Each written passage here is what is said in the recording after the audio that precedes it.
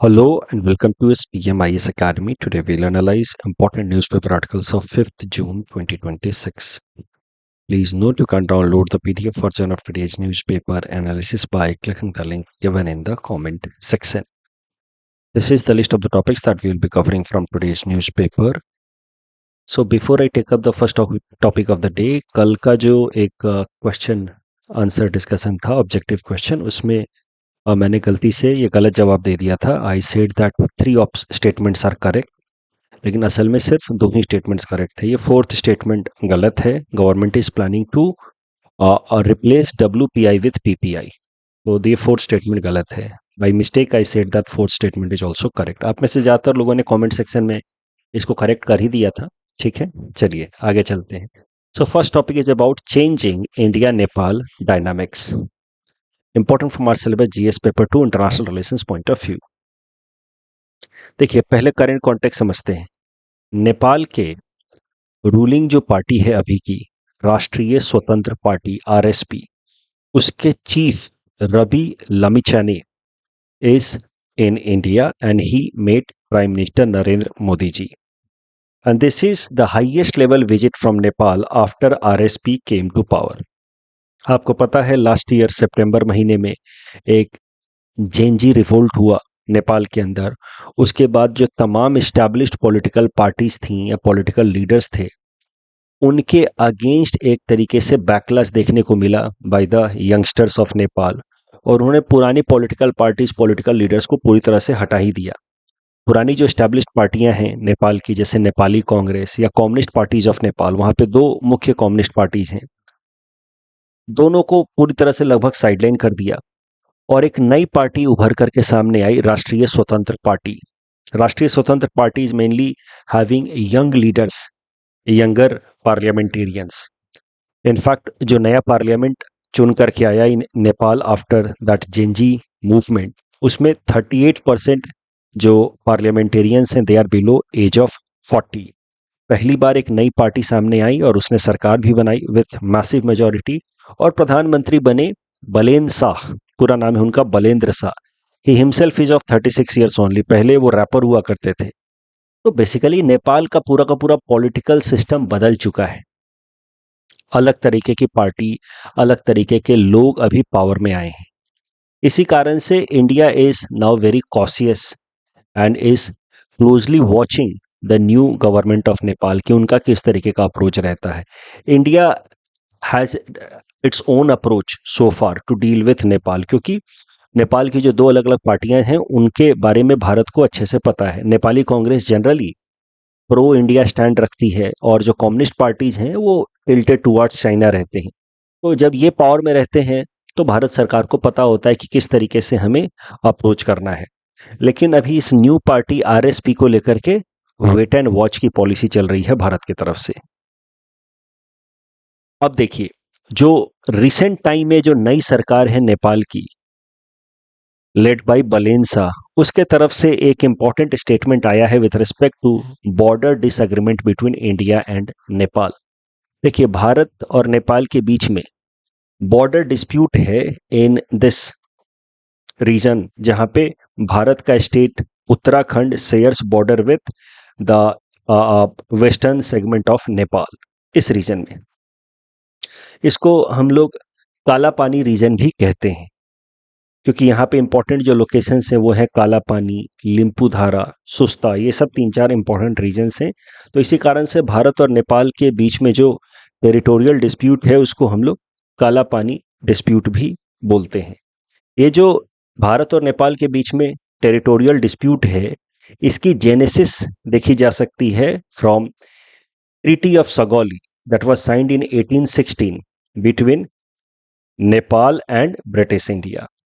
इस treaty of Sugauli में ये अग्री किया गया between Nepal and British India that river Kali will be boundary between Nepal and British India. But अब इशू क्या है कि काली नदी कहाँ से शुरू होती है, कौन सी असली स्ट्रीम है काली नदी की, इसको लेकर के बाद में डिस्प्यूट हो गया. क्योंकि 2 अलग अलग स्ट्रीम से हैं जो आगे जाकर के मिलती हैं और फिर उसके बाद एक मेन रिवर शुरू होती है जिसको भारत में महाकाली कहा जाता है, और आगे जाने के बाद भारत में इसको शारदा नदी के नाम से भी बुलाते हैं। सो द इशू इज कि if this western stream is considered to be true Kali river, then इस केस में ये जो डिस्प्यूटेड ट्राई जंक्शन लैंड है, it will belong to Nepal. अगर ये ईस्टर्न स्ट्रीम को माना जाए कि ये सही असली काली नदी है, then this disputed land will belong to India. तो ये जो डिस्प्यूट है वो काली नदी के स्ट्रीम को लेकर के है कि विच stream should be called true Kali river. ये डिस्प्यूट काफी लंबे समय से चल रहा है भारत और नेपाल के बीच में। 2020 में इसको काफी रेज किया था ग्लोबल लेवल पे, नेपाल ने हाईलाइट किया था ग्लोबल लेवल पे नेपाल ने, जिसके बाद से भारत और नेपाल के रिलेशंस थोड़े से खराब हो गए। 2020 में नेपाल का काला पानी डिस्प्यूट को ग्लोबल लेवल पे हाईलाइट करने के पीछे कारण बताया जाता है चाइना फैक्टर। चाइना और भारत के बीच में थोड़े से डिस्प्यूट्स हुए थे 2020 में, गलवान वैली कन्फ्लिक्ट। उसके बाद से China was using Nepal also to lower India's position in global politics. Bharat का इमेज खराब करने की कोशिश थी शायद से 2020 में कि भारत एक एक्सपेंशनिस्ट कंट्री है और अनड्यू तरीके से अपने जो नेबरिंग कंट्रीज हैं उनके टेरिटरी को कैप्चर करके रखता है। तो ऐसा माना जा सकता है कि on insistence of China in 2020 Nepal highlighted this issue, जबकि ये डिस्प्यूट काफी लंबे समय से चल रहा है and India always has been in favour of resolving this dispute on the basis of bilateral dialogue.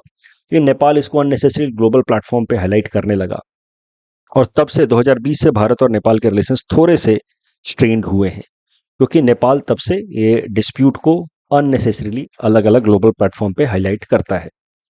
लेकिन बलेन शाह जो अभी प्रधानमंत्री बने हैं, उन्होंने करंट टाइम में एक बड़ा यूनिक सा स्टेटमेंट दिया है। अच्छा भी है, बुरा भी है भारत के पर्सपेक्टिव से। क्या स्टेटमेंट दिया है वो समझते हैं। बलेन शाह ने कहा that not only India has encroached Nepalese territory but Nepal has also occupied Indian territories in some places. मतलब दोनों देशों ने एक दूसरे के टेरिटरीज को कहीं कहीं पे अक्वायर किया हुआ है। And both countries must sit together and resolve border dispute like a friend. तो ये जो जेस्चर है बलेन शाह का, ये कहीं ना कहीं थोड़ा रिकन्सिलिएटरी दिख रहा है और कहीं ना कहीं आप मान सकते हैं कि आरएसपी और उसके leader Balen Shah they want to have a good tie with India. कह रहे हैं कि कहीं कहीं पे हमने भी एक्वायर किया है, कहीं कहीं पे भारत ने एक्वायर किया। अदरवाइज अभी तक नेपाल की जो भी पार्टियां वो क्या कहती थी कि भारत ने अनड्यू तरीके से नेपाल के कुछ टेरिटरी को कैप्चर किया है। ये कह रहे हैं कि थोड़ा बहुत मिसकम्युनिकेशन है, कहीं कहीं पे हमने एक्वायर किया है। अगर हिस्ट्री को देखा जाए तो कहीं कहीं पे हमने अनड्यूली उनके टेरिटरी को लिया और कहीं कहीं पे भारत ने हमारे टेरिटरी को लिया है। इसको रिजॉल्व करना चाहिए by having proper negotiation as a friend.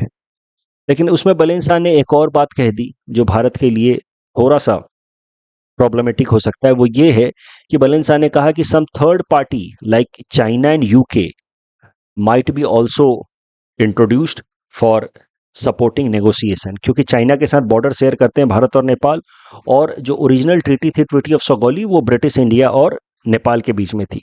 तो इनको भी इनवाइट करना चाहिए फॉर रिजॉल्विंग दिस डिस्प्यूट। चाहिए तो कुछ हिस्टोरियंस या सर्वेयर्स को भी इनवाइट किया जाना चाहिए ताकि ये डिस्प्यूट भारत और नेपाल के बीच में रिजॉल्व हो जाए। अब भारत ने ये जो बलेन शाह का स्टेटमेंट है इसके ऊपर पूरी तरह से ओपन अपना स्टेटमेंट या रिमार्क्स पास नहीं किया है। तो official remarks has not come from India, क्योंकि बलेन शाह का स्टेटमेंट कहीं कहीं पे थोड़ा रिकन्सिलिएटरी है, पॉजिटिव है भारत के लिए, कहीं कहीं पे प्रॉब्लमेटिक है। जहां वो कहते हैं कि नेपाल ने भारत की टेरिटरी कैप्चर की है, वो तो चलिए ठीक है और हमें मिल करके फ्रेंड की तरह रिजॉल्व करना चाहिए, लेकिन जहाँ पे वो कहते हैं कि भारत ने नेपाल की टेरिटरी कैप्चर की है वो एक प्रॉब्लमेटिक एरिया है। साथ ही साथ वो जब कहते हैं कि चाइना और यूके को भी इनवाइट किया जाना चाहिए, ऐसी चीज़ों को भारत कभी सपोर्ट नहीं करेगा। India always want to resolve its border dispute with neighboring countries on bilateral ground. We do not want any third country's intervention.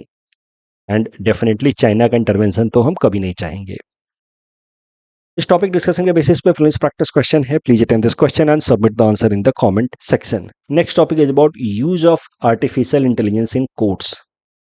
ये topic GS paper 2 governance perspective से इंपॉर्टेंट हो सकता है, GS paper 4 ethics and integrity में भी इसका अच्छा use हो सकता है। छोटा सा टॉपिक है, ध्यान से समझिएगा, एथिक्स आंसर राइटिंग में इसका इस्तेमाल करेंगे।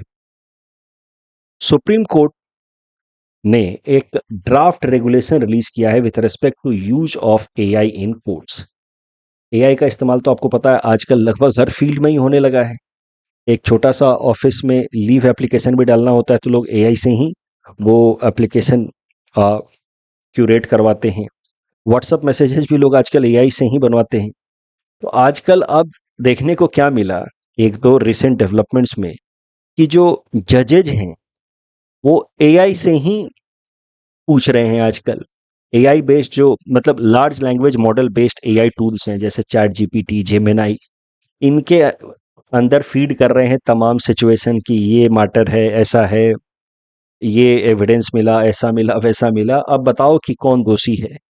सो such cases are also coming up where AI is being in and out used by judges in order to arrive at judgment। ऐसी चीजें आगे ना हो, इसको प्रिवेंट करने के लिए सुप्रीम कोर्ट ने ये ड्राफ्ट रेगुलेशंस रिलीज किए हैं। ये ड्राफ्ट रेगुलेशंस हैं अभी, मतलब अभी फाइनल नहीं है। It is open for public comment till 20 June और उसके बाद एक फाइनल डॉक्यूमेंट रिलीज करेगी सुप्रीम कोर्ट। तो आप कह सकते हैं कि this will act as ethical framework for judiciary. तो एथिक्स एंड इंटीग्रिटी में काफी काम आएगा। कितना तक एआई का इस्तेमाल कर सकती है जुडिशियरी, उसको लेकर के ड्राफ्ट रेगुलेशन है। तो सुप्रीम कोर्ट का ये ड्राफ्ट रेगुलेशन कहता है कि AI can not decide cases. AI can play assistive role, assist कर सकता है, लेकिन फैसले अल्टीमेटली ह्यूमन जजेस को ही लेने होंगे। AI must remain strictly subordinate to human जजेस। प्रॉब्लम क्या है एआई के साथ कि AI is based on data. आप उसमें जो डेटा फीड करते हैं उसके बेसिस पे वो फिर फैसले लेता है।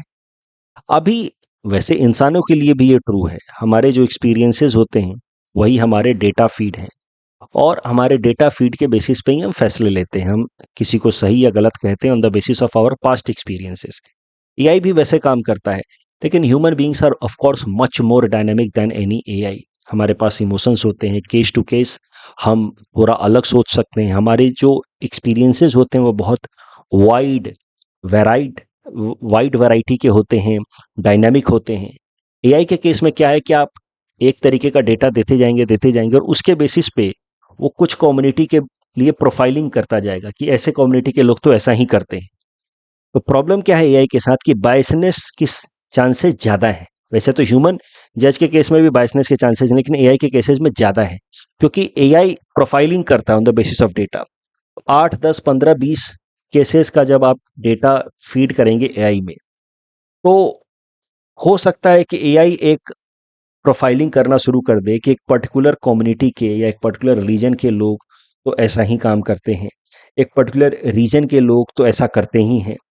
और फिर आने वाले केसेस में भी एआई उसी प्रोफाइलिंग जो उसको डेटा फीड किया गया था, उस डेटा फीड के बेसिस पे जो उसने प्रोफाइलिंग की थी उसके बेसिस पे वो फैसले दे सकता है। तो AI should not be allowed to act as final जज। There must be some human surveillance over AI, क्योंकि AI works on data processing and developing a profiling and that may lead to biasness. तो AI का use कर सकते हैं judiciary के अंदर, ऐसा सुप्रीम कोर्ट ने इस ड्राफ्ट रेगुलेशन में कहा है। किस तरीके का इस्तेमाल कर सकते हैं? तो case management, cause list preparation, hearing का शेड्यूल करना कि जजेस अलग अलग केसेस की सुनवाई करनी है तो किस केस को कब सुना जाए, ये सब बेसिकली इस काम के लिए एआई का इस्तेमाल करें। बट एआई का इस्तेमाल सीधा सीधा फैसले सुनाने के लिए ना करें। एआई शुड असिस्ट जजेस, it should not replace them. अब जो यूपीएससी ने अभी प्रीलिम्स एग्जाम कंडक्ट कराया कुछ दिनों पहले, उसमें large language model which are basically tools behind functioning of AIs, इनके ऊपर ये प्रीलिम्स प्रैक्टिस क्वेश्चन था। आप इस क्वेश्चन को अटेम्प्ट कर सकते हैं on the basis of discussion that we had in this particular topic. Next topic is about inland waterways of India, important from our syllabus GS paper 3, Indian economy point of view, specially with respect to infrastructure. देखिए inland waterways क्या होते हैं? तो navigable water channels that are not part of the sea, उनको कहा जाता है inland waterway. जैसे कोई रिवर है, कोई कनाल है, कोई लेक है, जहां से ट्रांसपोर्ट किया जा सके with help of some ships या कार वेसल, तो उनको कहा जाता है इनलैंड वाटरवेज। अब इनलैंड वाटरवे कहे जाने के लिए, जैसे रोड ट्रांसपोर्ट के लिए नेशनल हाईवेज होते हैं, वैसे there are inland waterways, but inland waterway कहे जाने के लिए मिनिमम कैपेसिटी की एक क्राइटेरिया है। वो क्राइटेरिया है कि a water body must be able to support a vessel carrying at least 50 tons, यानी कि 50,000 किलोग्राम्स को अगर सपोर्ट कर सकता है कोई वाटर बॉडी, ऐसा वेसल जो 50,000 किलोग्राम कार्गो को ट्रांसपोर्ट कर रहा है, अगर ऐसे वेसल को अगर कोई बॉडी सपोर्ट कर सकता है वाटर बॉडी, तो उसी को कहा जा सकता है इनलैंड वाटरवेज। ये नहीं कि छोटा सा कोई नाला बना दिया और उसको बोल दिया ये इनलैंड वाटरवे है, ऐसा नहीं कह सकते, ठीक है। तो उसकी भी एक मिनिमम कैपेसिटी है 50 टन्स या 50,000 किलोग्राम, उतना अगर कैपेसिटी को सपोर्ट कर सकता है तो that water channel can be called inland waterways. तो inland waterways should not be part of the sea and it must have this amount of capacity. अब भारत के अंदर नेशनल वाटरवेज एक्ट 2016 के अंतर्गत टोटल 111 इनलैंड वाटरवेज को officially recognise किया गया है। जैसे नेशनल हाईवेज होते हैं वैसे 111 इनलैंड वाटरवेज डेवलप किए जाएंगे। 111 इनलैंड वाटरवेज डेवलप किए जा रहे हैं, यानी कि उनसे रिलेटेड इंफ्रास्ट्रक्चर, पोर्ट, जेटीज, ये सब बनाए जा रहे हैं। 111 में से 32 नेशनल वाटरवेज आर ऑपरेशनल। ये भी डेटा याद रखिएगा कि अभी जो फ्रेट मूवमेंट है भारत के अंदर, उसमें सबसे ज़्यादा फ्रेट मूवमेंट होता है बाय रोड, फिर रेलवेज, और वाटरवेज से अभी फ्रेट मूवमेंट काफ़ी कम होता है in comparison with road and railway. अब जो 32 वाटरवेज, नेशनल वाटरवेज ऑपरेशनल हैं, टोटल बनाने 111, लेकिन अभी 32 ऑपरेशनल हैं, उनके नाम मैंने यहाँ दे रखे हैं। अगर आप एपीएससी की तैयारी कर रहे हैं, प्रीलिम्स की तैयारी कर रहे हैं, तो आपको असम में जो नेशनल वाटरवेज फंक्शनल हैं उनका नाम जरूर याद रखना चाहिए। National waterway number 2 Dhubri to Sadiya on Brahmaputra river, national waterway number 16 on Barak river. कहीं कहीं पे बराक के लिए लिखा रहता है नेशनल वाटरवे नंबर 6, वो पुराना रैंकिंग है, पुराना नंबरिंग है एक्चुअली। नेशनल वाटरवे 6 पुराने नंबरिंग में वो बराक रिवर पे नेशनल वाटरवे 6 था, लेकिन अब बराक रिवर पे बनाया गया है नए नंबरिंग सिस्टम के हिसाब से, it is national waterway number 16। Dhansiri नदी के ऊपर है national waterway number 31 and Kopili river के ऊपर है नेशनल वाटरवे नंबर 57। ये 4 national waterways are functional in Assam.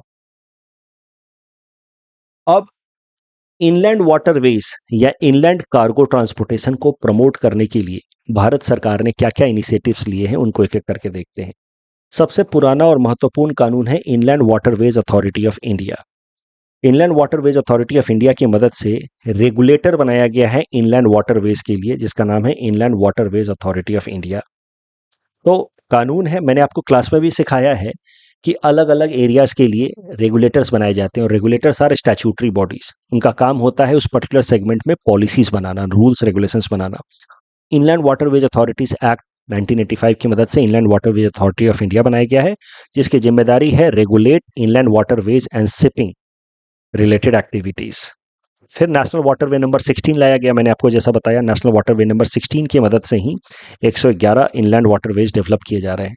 पहले इसके अंतर्गत 5 नेशनल वाटरवेज को आइडेंटिफाई किया गया था, बाद में 106 नेशनल वाटरवेज को और ऐड कर दिया गया। Now total 111 waterways are being developed under national waterway number 16। Jalvahak cargo promotion scheme 2024। इस जलवाहक कार्गो प्रमोशन स्कीम के अंतर्गत भारत के 3 national waterways, national waterway number 1 जो गंगा नदी पे है, नेशनल वाटरवे नंबर 2 जो ब्रह्मपुत्र नदी पे है, एंड नेशनल वाटरवे नंबर 16 जो बराक नदी पे है। इन तीनों नेशनल वाटरवेज को कनेक्ट किया जा रहा है with Indo Bangladesh protocol route. Indo Bangladesh protocol route are those water channels that have been identified by India and Bangladesh where ships of each other countries can navigate। तो ये देखिए इंडिया बांग्लादेश प्रोटोकॉल रूट है, ये red colour से जो है वो बांग्लादेश के अंदर है और ग्रीन कलर से है ये भारत के अंदर है। तो इन रूट्स के ऊपर भारत के शिप्स बांग्लादेश में जा सकते हैं और बांग्लादेश के शिप्स भारत में आ सकते हैं। अब बांग्लादेश के शिप्स भारत में आकर के और बहुत इंटीरियर में जाकर के उनको कोई खास फायदा है नहीं। अगर उनको ट्रेड भी करना है तो किसी भी एक पोर्ट पे आकर के अपना अनलोड कर देंगे। जैसे ढाका से आएगा कोई शिप, कोलकाता पे आकर के अपना सामान अनलोड कर देगा। लेकिन इंडिया के लिए जो इंडो बांग्लादेश प्रोटोकॉल रूट्स हैं वो बहुत यूजफुल हैं, because it helps in developing connectivity between eastern India and north east India. जैसे मान लीजिए कोलकाता से गुवाहाटी अब कुछ ट्रांसपोर्ट करना है, तो पहले तो सिर्फ रोड या रेलवे ट्रांसपोर्ट का ही ऑप्शन था, लेकिन अब इंडो बांग्लादेश प्रोटोकॉल रूट की मदद से अब कोलकाता से चीज़ों को ट्रांसपोर्ट किया जा सकता है through inland water bodies. Bharat से इंटर करेंगे बांग्लादेश में, और ये इंडो बांग्लादेश प्रोटोकॉल रूट का इस्तेमाल करते हुए ये बांग्लादेश के अंदर और फिर गुवाहाटी में आ जाएंगे।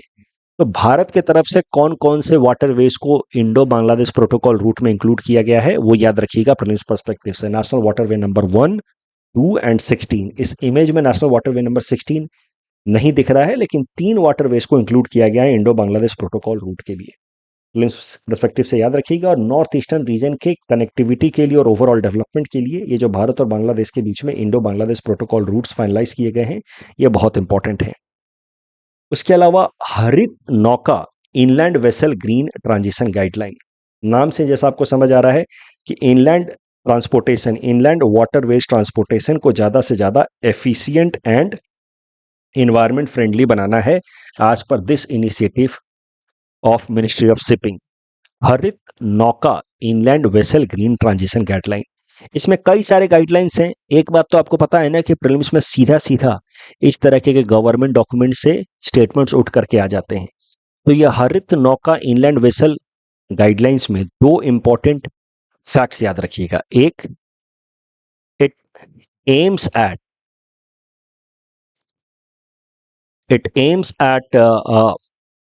this one, at least 1000 inland vessel over next 10 years to become green, मतलब इन्वायरमेंट फ्रेंडली। अगले 10 साल में 1000 इनलैंड वेसल्स को इन्वायरमेंट फ्रेंडली बनाना है, मतलब उससे ग्रीन हाउस गैस इमिशंस कम हो, एयर पॉल्यूशन कम हो। And 100% green vessel by 2047। एक तो ये याद रखिएगा। दूसरा ये याद रखिएगा, carbon intensity target. Aim is कि इनलैंड वाटरवे से 30% कार्बन इंटेंसिटी रिडक्शन कर दिया जाए बाय 2030 एंड 70% रिडक्शन कर दिया जाए बाय 2047। इस तरह के स्टेटमेंट्स प्रीलिम्स में सीधे सीधे उठ करके आ जाते हैं।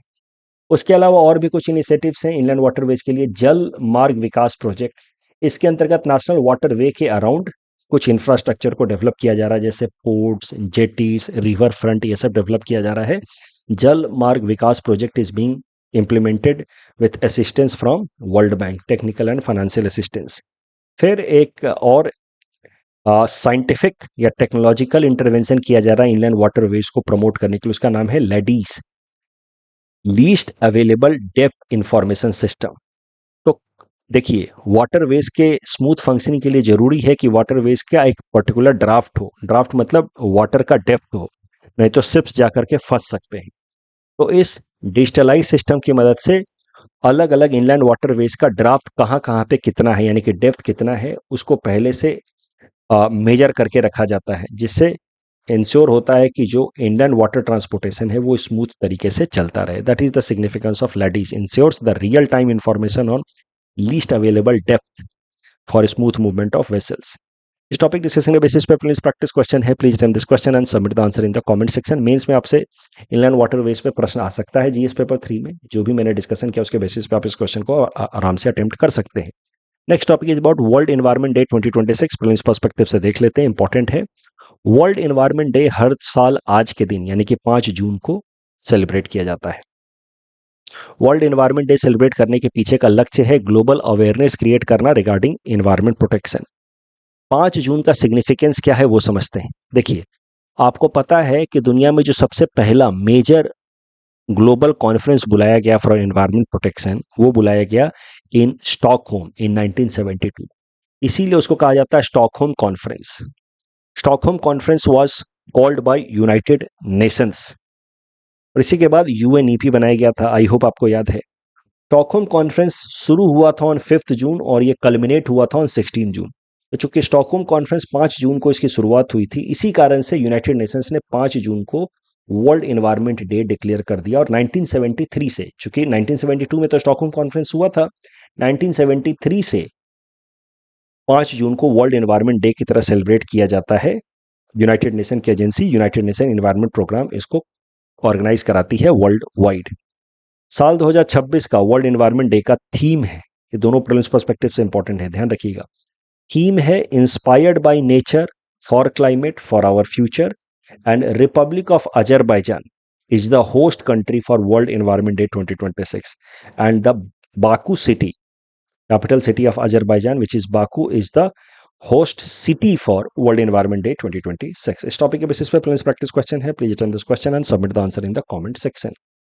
CORSIA is mechanism developed by International Civil Aviation to address carbon emission. That is correct. Under CORSIA, airlines are required to use aviation turbine fuel blended with sustainable aviation fuel at prescribed level. That is also correct. India's SF blending target is 2% in 2027. This is wrong. 1% in 2027, 2% in 2028. Car run on pure ethanol generally experience higher fuel mileage. This is wrong. Lower fuel mileage होता है because petrol की energy density ethanol से ज़्यादा होती है. Flex fuel is designed to operate only on high ethanol blends such as E85 and cannot run on pure petrol. That is also wrong. Flex fuel तो किसी भी तरीके के fuel पे manage कर लेगा. Yellow-throated marten is the largest marten species found in South and Southeast Asia. That is correct, and it is known for omnivorous diet. And it is least concern, not endangered. तो दूसरा statement गलत है। World योगासन sports Ahmedabad में कराया जा रहा है। That's all from our side for today. Thanks for watching.